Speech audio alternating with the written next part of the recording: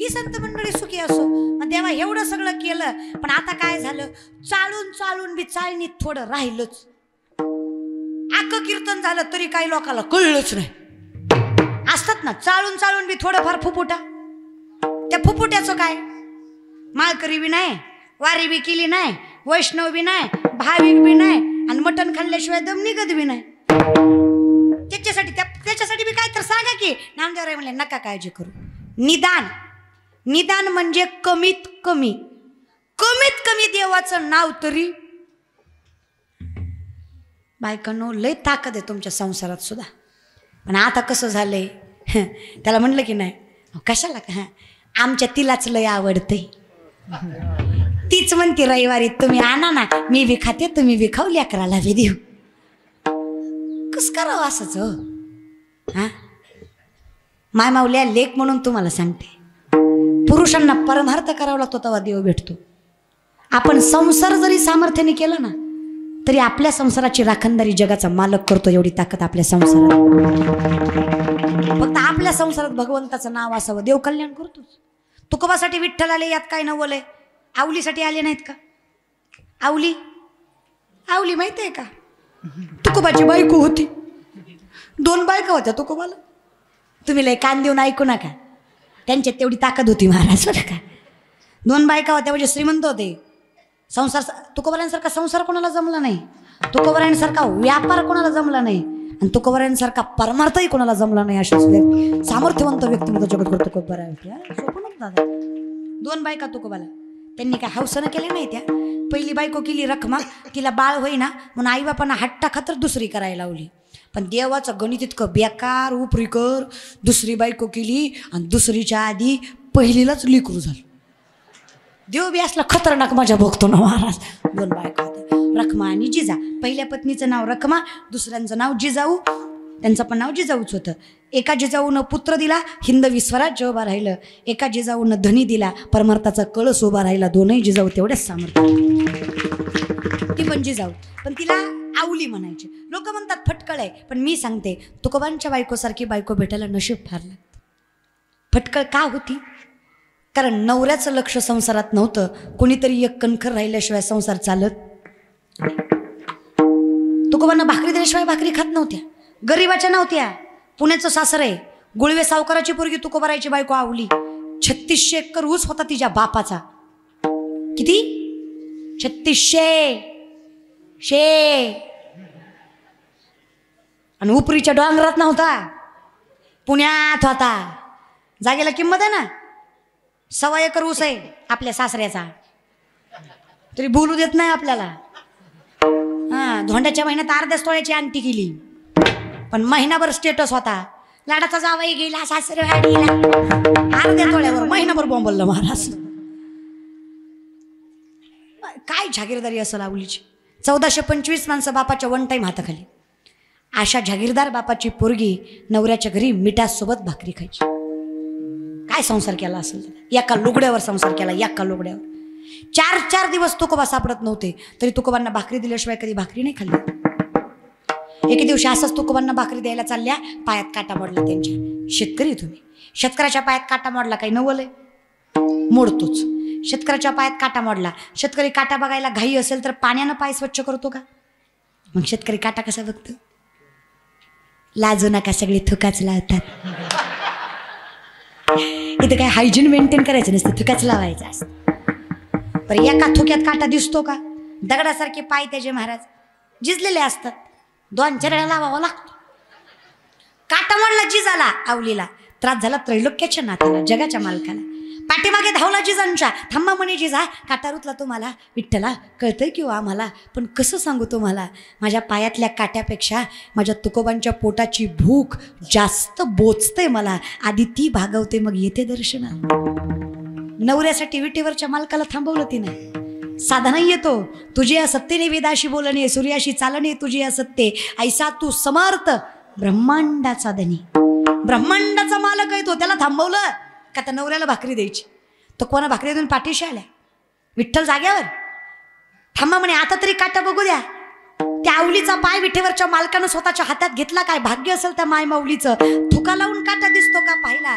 विठ्ठलाला सुद्धा एका थुक्यात दिसला नसावा, त्यांनी बी 2-4 येळा लावला. सरपंचाला नाही पण सरपंचिनीला लईच झोंबलं.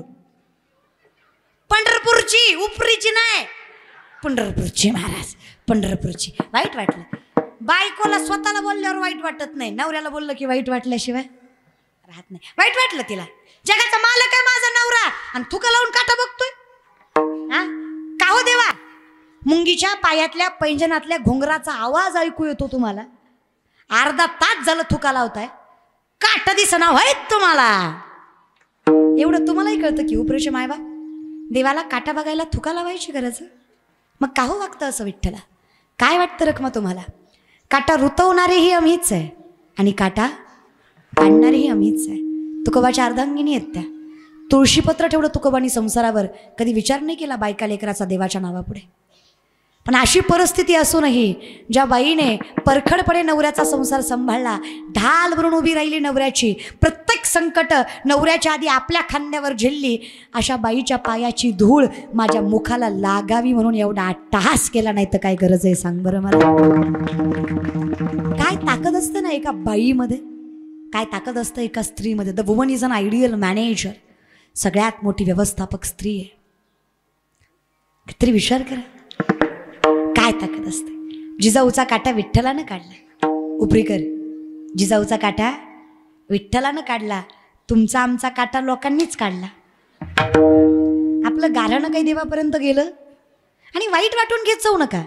तुम्ही एखाद्यासाठी कितीही करा, किती जीव लावा, किती प्रेम करा, किती माया लावा, किती त्याच्या संकटात साथ द्या, आपल्या काळात तो आपली साथ देणार नाही. हा जगाचा नियम आहे. त्यामुळे या गोष्टीमुळे कधीच दुःख करून घेऊ नका की ज्या माणसासाठी मी जीव घाण टाकला, माझ्या वाईट वेळेत त्यानं माझी साथ सोडली. हा नियम आहे समाजाचा. हे सत्यच आहे की वाईट काळात विठेवरच्या मालकाशिवाय दुसरं कोणी साथ देत. म्हणून देवा तुझंच नाव मुखात असावं, बाकी सगळी कल्पनेची, बाकी सगळी कल्पना आहे. एकमेव सत्य आहे देव माझा, मी देवाचा, हीच माझी. नाही काही करता आलं, नाही दयावीनं भुकेला विठ्ठल, येईल तैसा बोल राम कृष्ण. कमीत कमी मुखात देवाचं नाव तरी असावं. देवाचं नाव आहे ते पुण्य देतच. मला सांगा, मध रागाने खाल्ला गोड लागतो की नाही, लागतो की नाही. विष प्रेमानं पिलं मरत नाही.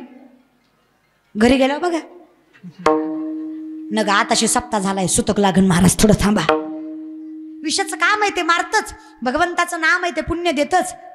तुम्ही काही करा, फक्त शुद्ध अंतकरणाने देवाचं नाव घ्या. तेवढं जरी केलं ना, सामर्थ्य निर्माण होणार. काय करायचं, फक्त भजन. बोलल्यावर झोंबन पण मी बोलणार. तुम्ही एवढे आले, यातले अर्धेच कीर्तन ऐकायला आले, अर्धे एकाच कामासाठी आले. टीव्हीत बघितली, एकदा समक्ष बघायची आहे. काही फरक नसतो. उलट मला तोंडावर बायका म्हणतात टीव्हीत लई चांगल्या दिसतात, समोर लई किरकोळ आहे. अगं ती टीव्ही आहे, तिथं बऱ्यापैकी खोटंच असतंय. ॲडव्हर्टाइजमेंटचं जग आहे ते. कीर्तनकार कोण आहे हे ऐकून कीर्तनाला यायचं नाही.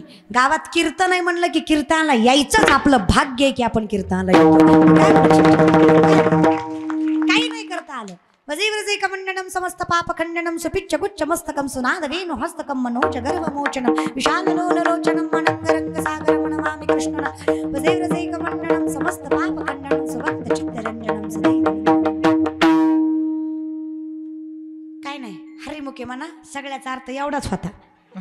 तुम्ही नका लय भानगडीत पडू महाराज. चहुवेदी जाणं, साई शास्त्री कारण, 18 पुराण, हरिशीच गाती. मग आपण बी तेवढंच करू. जामुकी निदान नाही काही जमलं तरी चालेल. नामसंकीर्तन साधन पय. छत्रपती शिवाजी महाराजांची शिवजयंती विचारानं साजरी करावी, ही कल्पना सुद्धा सगळ्यात मोठं पुण्याचं लक्षण आहे. म्हणून खारीचा ना खारीचा वाटा ज्यांचा या संकीर्तनामध्ये आणि या शिवविचारामध्ये आहे. शिवलेख म्हणून सांगते, माझा विठेवरचा मालक त्याचं कल्याण केल्याशिवाय सोडणार नाही. ज्यांनी शिवजयंती नामचिंतनाने साजरी करायचा उद्दिष्ट पुढं मांडला, त्या प्रत्येकाचं कल्याण आहे. ज्यांनी खरा महापुरुषांचा विचार जगासमोर आणण्याचा प्रयत्न केला. सगळ्यांचे मनस्वी आभार. अगदी तुम्ही उपस्थित सर्व मंडळी, हे सगळं उपरी गाव अखंडित लक्षात राहील माझ्या की यांनी संकीर्तन सोहळा शिवजयंती निमित्त केला होता. इतिहासाच्या पानावर सुवर्ण अक्षरांनी तुमचं नाव रेखाटलं जाईल. संख्या किती, किती नियोजन, किती भव्य, किती दिव्य हे महत्त्वाचं नाही, तुम्ही शिवजयंतीला संकीर्तन केलं, हे इतिहासाला सुवर्ण अक्षरात. तुम्हा सगळ्यांचे मनस्वी आभार. सुंदर टाळकरी, अगदी लहान लहान मुलं, त्याचबरोबर माणसं सहज विचारतात, एवढा पैसा घेता करता काय, कुठं ठेवता कुठं, आणि काय ज्ञान फुकाट सांगतात का. मी कीर्तन करते त्याला 19 वर्ष झाली. तोंडाकडे बघू नका माझ्या, 24चीच आहे मी. जन्म 2000चाच आहे माझा. पण मी कीर्तन वयाच्या 5व्या वर्षी पहिलं केलं. त्यातही काही नवल नाही दादा. माझा बाप माळकरी, आजा माळकरी, पंजा माळकरी, पंजाच्या पंजाबी माळकरीच होता. भजनं त्यांनी केली आणि कीर्तनकार मी झाली. पुण्य माझ्या पदरात पडलं. ही ताकद असते वारकरी संप्रदायात. तुम्ही 100 वेळा आज राम म्हणलात ना, आणि आज तुमचा जीव गेला, आणि उद्या तुमच्या मुलांनी राम म्हणायला चालू केलं ना, तर त्याची गणती 1 पासून होत नाही, त्या मुलाची गणना 101 पासून सुरू होते. तुमचं 100 सुद्धा त्याच्या पदरात पडतं. कळतंय? हे आम्हाला मिळालेलं भाग्य आहे. त्याच्यामुळं पहिली 15 वर्ष तर लोकांनी काय पैसे दिलेच नाही, मागितले तरी दिले नाही. तिकिटापुरतं द्यायची. जेव्हापासून प्रसिद्धी झाली तेव्हापासून लोक पैसे द्यायला लागले. आता देते ती, आता चांगलं देतात महाराज बरं का. म्हणजे मला हे कळलं, प्रसिद्धीशिवाय पैसा सुद्धा येत. किती चांगला कीर्तनकार असू द्या, किती विज्ञान असू द्या, किती जीव तोडून बोलू द्या, जवळ त्याला प्रसिद्धी येत नाही तवर लोक काही किंमत देत. आता 2-4 वर्षात पैसे यायला लागली. पैसे आल्यावर कळलं पैसे खर्चायचे अवघड आहेत, कमवायचे नाही. कमवायचं लय सोपं आहे, पण कुठं खर्चावं कळत नाही. त्याची अवस्था शाहरुख खानच्या पोरासारखी होती. कळलं त्याला, कळलं महाराज. आता आपली अवस्था तसली करून घ्यायची म्हणलं, आता काय विचार करावा. म्हणून माझे माऊली म्हणतात, जरी स्वधर्मात होते जिजे मिळे आपण याते, ते तिजे बहुते सन्मान योगे. जे कमावलं त्यातला 50% वाटा तरी समाज हितार्थ झावा, असं माझ्या माऊलींचं मत आहे. आणि याच मतानुसार 1 रुपया कोणाची देणगी न घेता, हाताला कधी पावती पुस्तकाचा स्पर्श न लावता, फक्त हे 2-3 वर्षातलं कीर्तनाचं मानधन आणि माझ्या आईवडिलांची पहिली ठेवलेली काहीतरी पुण्याई किंवा साठा, या सगळ्याच्या माध्यमातून आज सामर्थ्याने मी 3.5 ते 4 कोटी रुपयाची शिक्षण संस्था उभी केली, ज्यामध्ये मी ह्या मुली शिकवते. माझी काही बाप जातीची इस्टेट नव्हती. म्हणजे माझं गाव बार्शीपासून जवळ खेडेगाव आहे भानसळ, तिथं जमीन आहे. पण तिथं संस्था उभा करण्यात मजा नव्हती, का तर गाव खेडेगाव होतं. पण बार्शीमध्येच गुंट्यानं जमिनी घेऊन, आता चालू आमच्या बार्शीला भरपूर भाव आहे, आणि प्रॉपर बार्शीमध्ये असल्यामुळं गुंटेवारीनं घ्यायचं म्हणलं की 20-25 लाख रुपये गुंठा अशा हिशोबानं पडत होतं. अशी गुंटेवारीनं जागा घेतली. माझं स्वतःचं घर पत्र्याचं आहे, पण आपली संस्था आरशेशी आहे. CCTV कॅमेऱ्याच्या कक्षात आहे.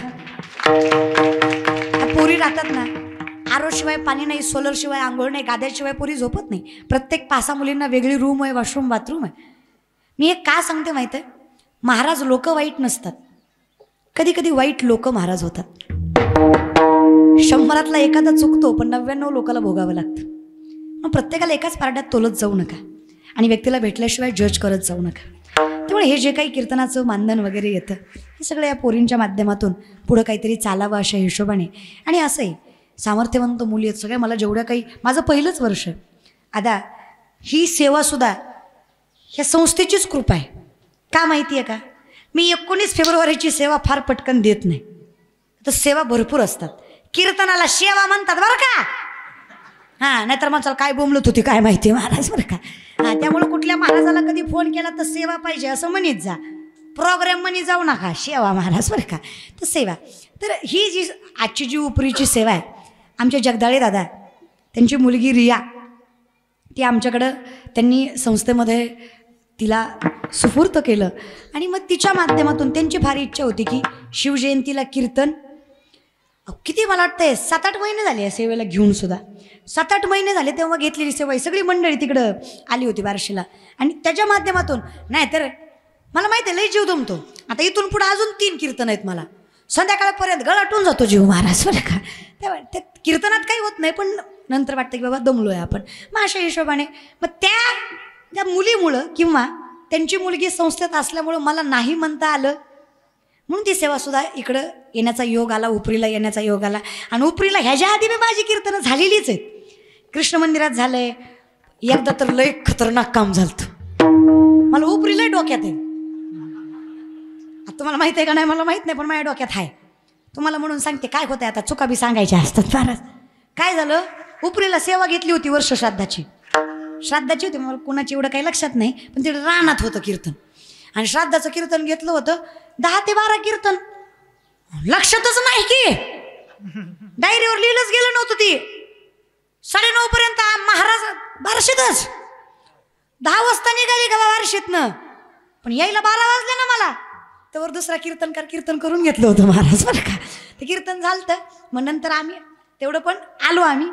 त्यांनी जेवण वगैरे केलं. मग पुढच्या कीर्तनाला लक्षात काहीतरी घोळ झालता त्या टायमिंगला. त्यामुळे उपरी पक्की डोक्यात आहे. माझ्या जिंदगीतला पहिली सेवा असेल ज्या शिवेला मी सेवा झाल्यावर पोचले होते महाराज बरं का. त्याच्यामुळं ती पक्की डोक्यात आहे आपल्या. त्यामुळे हा योग त्यांनी पण आला. त्यामुळे ही सुंदर सगळी मंडळी तुम्ही उपस्थित आहात. साष्टांग दंडवत तुमच्या चरणावर. ह्या मुली आहे ना पुढं जाऊन. आता ही किती जणी आलात तुम्ही का?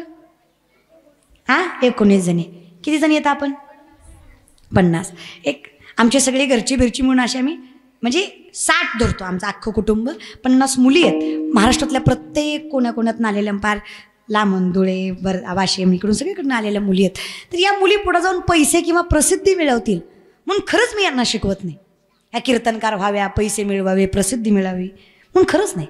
ह्या पुढे जाऊन प्रसिद्धी मिळवतील की नाही ह्याचा विश्वास देत नाही, पण पुढे जाऊन धर्म मोठा करतील एवढं मात्र विश्वासानं सांगू शकतो. त्यांच्याकडे बघून 4 पोरींना तरी वाटेल आपलं आयुष्य असं असतं तर बरं झालं असतं.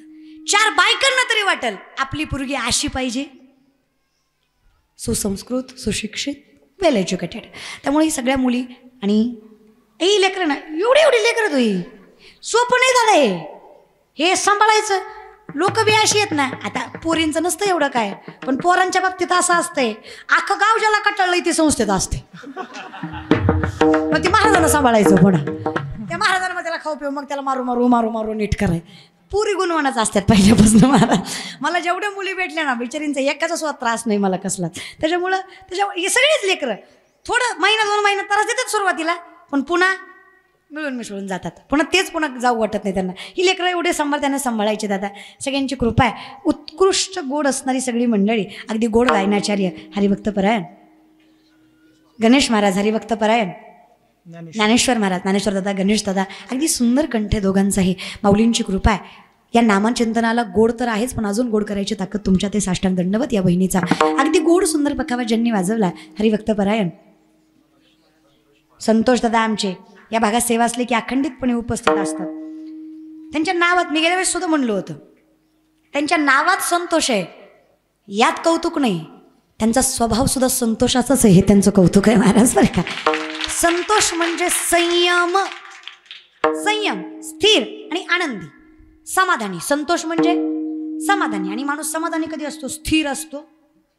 ते गोड पखावाज वाजवतात हे तर कौतुकच आहे, पण त्यांचा स्वभाव नम्र आहे हे सुद्धा कौतुकच आहे महाराज. साष्टांग दंडवत त्यांच्या चरणावर. त्याचबरोबर हरिभक्तपरायण